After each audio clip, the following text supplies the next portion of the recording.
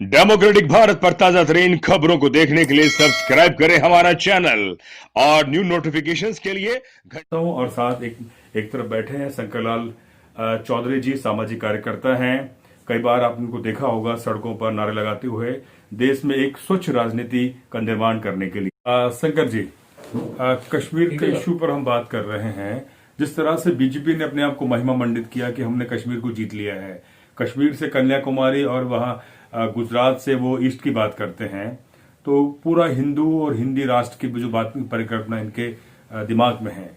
क्या अब ये मीडिया के मार्फत और अपने पूरा तंत्र के मार्फत ये दर्शाना चाहते हैं कि कश्मीर अब हमारे जो हम एजेंडा लेके चल रहे थे पूरे देश में, उसमें हम कहीं ना कहीं सफल होने जा रहे हैं? देखिए, बीजेपी ने ये पूरी कोशिश की है ये प्रोपेगेंडा बनाने की, मेन स्ट्रीम मीडिया जो इनके नियंत्रण में है लगभग जी, कि उन्होंने धारा 370 हटाई, उससे वहां की जनता सहमत है।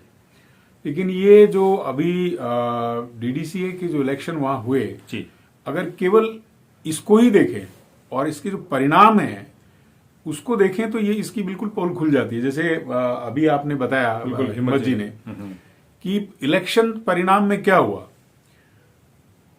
66% हिंदू हैं जम्मू में और उनको 50% के आसपास सीटें मिली हैं। बिल्कुल। और वहां नेशनल कॉन्फ्रेंस जैसी जो सेकुलर पॉलिटिक्स करती है उसको 27 सीटें मिली हैं, कांग्रेस को भी 17 सीटें मिली हैं। तो इस और बहुत सारे निर्दलीय जीते हैं। तो इसके माने ये है कि घाटी में जहां वो दावा कर सकते हैं कि हिंदू बाहुल्य में हमारा अच्छा प्रचार और हमें समर्थन मिला है, लेकिन तो पहली बात तो यही है कि हिंदू बाहुल्य में आपको पूरा नहीं मिला। जहां तक घाटी का सवाल है, घाटी ने तो बिल्कुल स्पष्ट कर दिया, केवल 3 सीटें जीती है। और 3 सीटें भी मैंने थोड़ा बहुत उसका एक्सप्लोर करने की कोशिश की, वो सीटें जीती हैं जहां गुपकार के आपसी सहमति नहीं होने पे बहुत ही कमजोर कैंडिडेट थे। एक बात तो ये बहुत स्पष्ट है कि जो वहां की कोर पॉलिटिक्स, जो कि सेकुलर पॉलिटिक्स है, वो इंटैक्ट है। बीजेपी भले ही किसी भी तरह का प्रचार करे, वहां की जनता इस कुप्रचार से बिल्कुल प्रभावित नहीं है। दूसरी बात, बीजेपी हमेशा कश्मीर को अपने ब्रॉडर कम्युनल जो प्रचार है, जो पॉलिटिक्स है, उसका हिस्सा समझती रही। बिल्कुल बिल्कुल। इसलिए कम्युनल डिवाइड के लिए उसने उसको इस्तेमाल किया।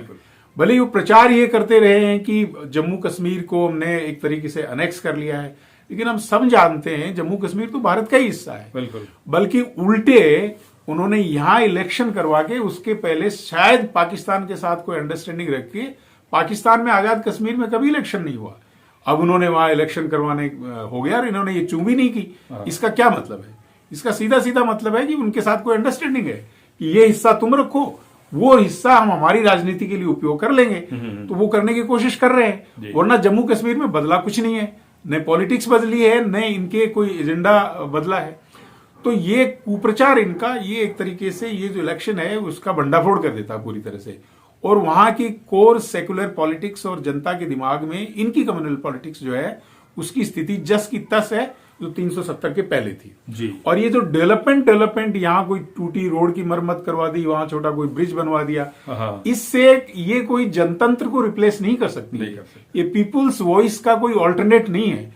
तो ये अगर जो साम दाम दंड भेद की राजनीति करने वाले हैं, वो मीडिया को नियंत्रण में लेके, मीडिया को एक तरीके से अपने विन ओवर करके, और ये अगर धुआं फैलाने की कोशिश करते हैं तो वो सफल नहीं होने वाला है। ये इस इलेक्शन ने दोबारा ये सिद्ध किया। आपको नहीं लगता कि जो कोरोना काल चल रहा है वो सरकार के लिए एक सुरक्षा कवच है, जिससे कि वो बिना संसद बुलाए लगातार वो अध्यादेश पारित कर रही है, और जो तमाम जो सरकारी जो एजेंसियां थी, सरकारी जो संस्थाएं थी, उनको निजीकरण किया जा रहा है, और जनता है उससे तो आज रोटी से ही मुक्ति नहीं मिल पा रही है। क्या कहेंगे आप? देखिए, बिल्कुल सच कहा आपने। कोरोना काल के पहले अगर अर्थव्यवस्था की स्थिति पर अपन देखें जी, तो वो 2019-20 का जो जीडीपी का जो पैमाना है, बिल्कुल, उस पे 4.3% पे आ गई थी। बिल्कुल। जो 7-8% पे डींग हाँकते थे कि हम पहुंचेंगे 8% और डबल डिजिट में लाने की बातें करते थे जी, और कहते हैं कि दुनिया की फास्टेस्ट ग्रोइंग इकोनॉमी है, हाँ हाँ वो कोरोना आने के पहले ही 4.6 पे हो, तो वो बहाना ढूंढ रहे थे जी। और कोरोना उनको एक बहाना मिल गया। और कोरोना के संकट के बहाने के नीचे सब कुछ उसके पीछे छिपा देने की कोशिश में। बिल्कुल। लेकिन साथ ही साथ जैसे वो साफ कह भी चुके हैं कि वो आपदा में अपॉर्चुनिटी ढूंढने की जो बात है, तो उन्होंने कोरोना में जनता की मदद करने की बजाय, जैसा कि हमने अपेक्षा थी जनता को कि कोरोना में जब लोग बड़े शहरों से प्रवासी मजदूर भूखमरी के डर से, बीमारी के डर से, जो कि सरकार की कमजोरी एक तरीके से थी, सही बात है, छोड़ के घरों की तरफ भाग रहे थे, तब सरकार से मदद की अपेक्षा थी। तब क्या हालत था? तब कहां थी सरकार? दिख ही नहीं रही थी। और एक बहुत ही बदहवासी का एक नजारा पूरे देश में लग रहा था। बिल्कुल। उसके बाद मोदी जी तो खुद ही कह चुके हैं कि आपदा में अपॉर्चुनिटी ढूंढो, और इसलिए अब वो हर चीज कोरोना के पीछे उन्होंने जो कानून, जो शायद अगर कोरोना काल नहीं होता आज ये किसान कानून बनाने की बात है। देखिए, मैं मानता हूं कि, और सारी दुनिया जानती है, देश में सबसे बड़ी आबादी है किसानों की। बिल्कुल। और दूसरे नंबर की सबसे बड़ी आबादी है मजदूरों की। उसमें तमाम तरह के मजदूर बिल्कुल है। तो फार्मर्स और वर्किंग क्लास, ये दो वर्किंग क्लास को तो एक्सप्लॉइट कर ही रहे थे। बिल्कुल। और वर्किंग क्लास मानी मैक्सिमम पूंजी का लाभ बढ़ाने के लिए जो सबसे सुविधाजनक स्थिति बनती है वो मजदूर को निहत्था करने की होती है। तो कोरोना काल में इस देश के 50-55 करोड़ मजदूरों के लिए उनके हितों के खिलाफ बिना ट्रेड यूनियन से कंसल्टेशन, बिना पार्लियामेंट में किसी तरह की सार्थक बहस होए दिए बिना उन्होंने 44 कानूनों को 3-4 कोड में बना के एक कोड तो उन्होंने पहले पास कर लिया था, और ये 3 कोड एक दिन 55 करोड़ लोगों के लिए एक दिन भी पार्लियामेंट में सार्थक बहस नहीं होने दी, और उन 3 कोड में उसको समाहित करके इस तरह के प्रावधान डाले हैं कि मजदूर निहत्था हो गया। तो उन्होंने अपॉर्चुनिटी ढूंढी, क्योंकि मजदूर संगठित नहीं हो सकता था इस काल में। पहले से भी मजदूर की स्थिति बहुत अच्छी नहीं है, मजदूर संगठनों की स्थिति भी, लेकिन जितना भी संगठित विरोध कर सकते थे तो उन्होंने इस काल को अपॉर्चुनिटी के रूप।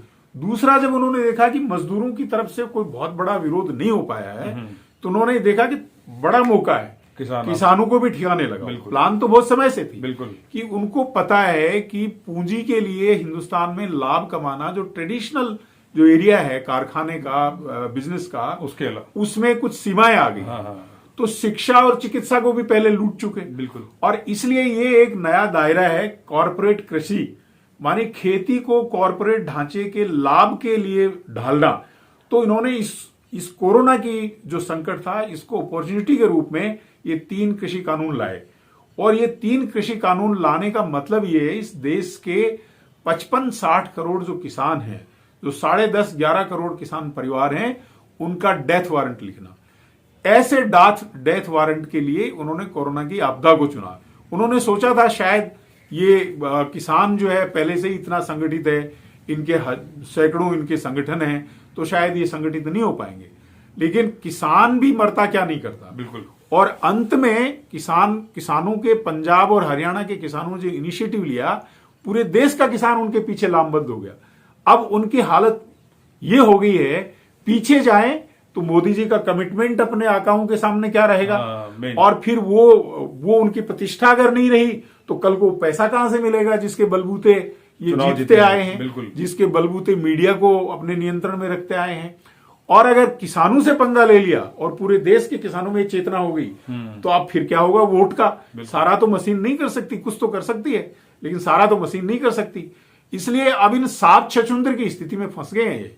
और इसलिए मोदी किसानों से बात करने की बात बजाय मन की बात करते हैं। जब किसान आंदोलन संगठित हो रहा है तो वो कभी अहमदाबाद भागते हैं कोई हैंडीक्राफ्ट की उसकी प्रदर्शनी का वो करने के लिए, या वैक्सीनेशन सेंटर देखने जाते हैं पुणे और हैदराबाद में। तो ये सात छछूंदर जैसी स्थिति इनकी बन गई है। और इस देश की जनता इस फासिस्ट सत्ता को, मुझे लगता है पहली दफे इतना बड़ा चैलेंज प्रस्तुत हुआ है। और ये कह रहे हैं, इसीलिए क्या कह रहे हैं, जैसा कि इनका स्टाइल है, सबसे पहले डिवाइड एंड रूल की बात, कम्युनल बेसिस पे डिवाइड कर दो। ये खालिस्तानी है, ये पाकिस्तानी है, विदेश समर्थक है, इनको पैसा कनाडा से मिल रहा है, ये नक्सलाइट है। तो पहले इन्होंने ये कोशिश की। और फार्मर्स ने बहुत ही संयम और धैर्य के साथ इसका जवाब दे दिया और जनता उसके पक्ष में आने लगी। तो अब वो दूसरा पैंतरा खेलने लग गए हैं। हाँ, हम बात करते हैं, अब हमारे दरवाजे खुले हैं, किसानों ने वो दरवाजे भी उन्होंने कहा कि आइए बात करते हैं, और वो इधर उधर की बात करते हैं। और वो किसान कह रहा है इधर उधर की बात नहीं कर, मुद्दा ये है प्राइस की गारंटी कर, ये जब तक होगा नहीं हम हटने वाले नहीं है। तो ये पहली दफा है, ये जो आपदा संकट में जो अपॉर्चुनिटी ढूंढ रहे थे, इसके सामने एक असली विपक्ष खड़ा हो गया है। विपक्षी पार्टियां, वामपंथी पार्टियां तो बहुत, समाजवादी पार्टियां जो धारा की पार्टियां हैं, जो लाल झंडे की पार्टियां हैं, वो तो लड़ रही हैं साथ में। लेकिन कांग्रेस चूंकि चरित्र उसका भी पूंजीवादी है, बिल्कुल, तो इसलिए ढुलमुल नीति, सत्ता तो उसको चाहिए, बिल्कुल। लेकिन अब लगता है कांग्रेस को भी समझ में आने लगा है, तो कहीं कहीं वो साथ खड़े होते दिखाई दे रहे हैं। और अब वास्तव में ये आपदा में जो अपॉर्चुनिटी ढूंढने वाली जो इनकी नीति है, बांटो और राज करने की नीति है, ये जनता को कंसोलिडेट कर रही है। जनता के उत्तरोत्तर ये बात समझ में आ गई है और पहली दफा है उनके सामने एक सीरियस चैलेंज खड़ा हुआ है। आज ऐसा लगता है कि युद्ध चल रहा है, एक तरफ सरकार है, सत्ता है, और दूसरी तरफ किसानों की अगुवाई में जनता है, मजदूर उनके साथ खड़ा है। और इसलिए अब इनकी पोल भी खुल रही है और ये धाराशायी होने वाले हैं। हमें पूरी आशा है कि इस आंदोलन में किसानों की जीत होगी और इनका ये जो बांटो और राज करो की राजनीति, फासिस्ट नीति, और साथ ही साथ ये आपदा में जो अपॉर्चुनिटी ढूंढने की है, विफल होगी।